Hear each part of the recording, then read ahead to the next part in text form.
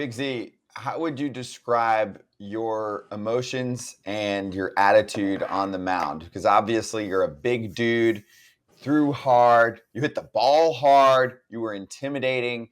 Was that something that you actively thought about? Like, hey, this is going to be my persona, or did it come about naturally? Um, it was always on control.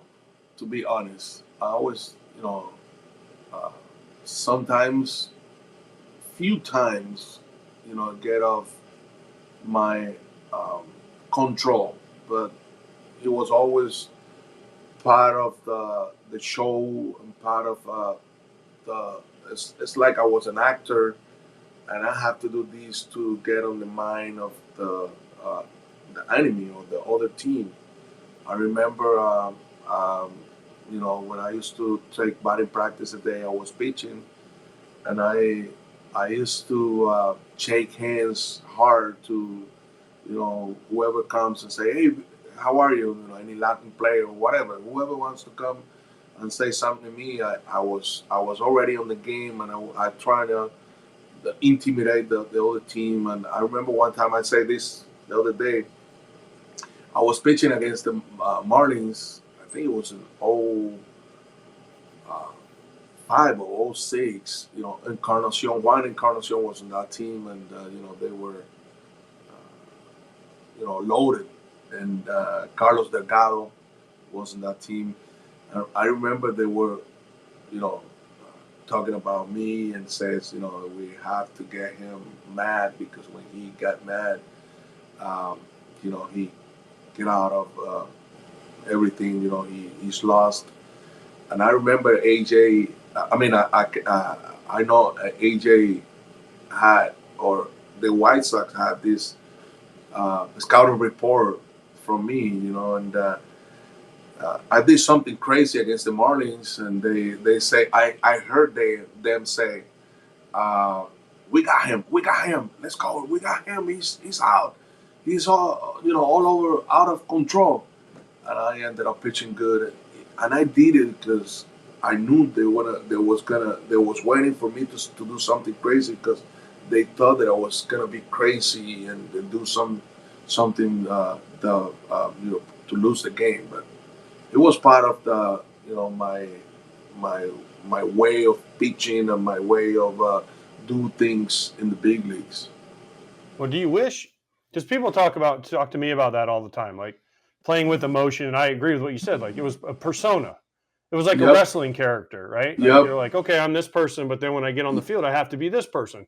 Do you wish Exactly. now, when you watch baseball now, it's different? Like you can be that guy now, and people are like, yeah, let the kids play. They're having fun, right? Because Yeah. you used Yeah. to Yeah. strike me out and pump your fist and give you the whole thing, right? But now Yeah. when we were doing that, it was like, oh, this guy's an asshole. He's crazy. But now it's like, yeah, look at this guy. He cares. He's Yeah. emotional. Like there's a part of me that wishes I played now because, man, imagine all the crazy shit you and I could have done.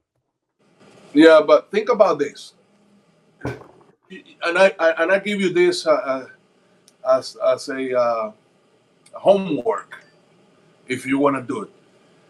Get a video of Carlos Zambrano when I was pitching away, not at home, away, that I did something crazy. Zero.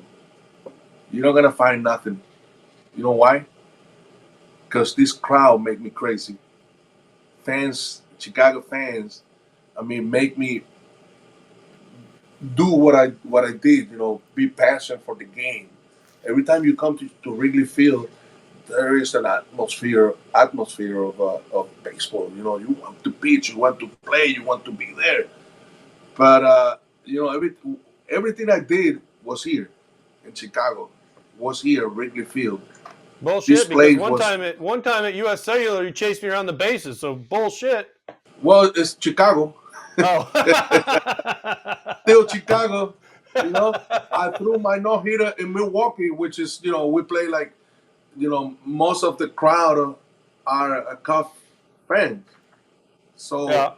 but I pitch in Pittsburgh, I pitch in Houston, I pitch elsewhere, and I didn't go crazy on those places, like crazy, crazy, like the way I went crazy here at home.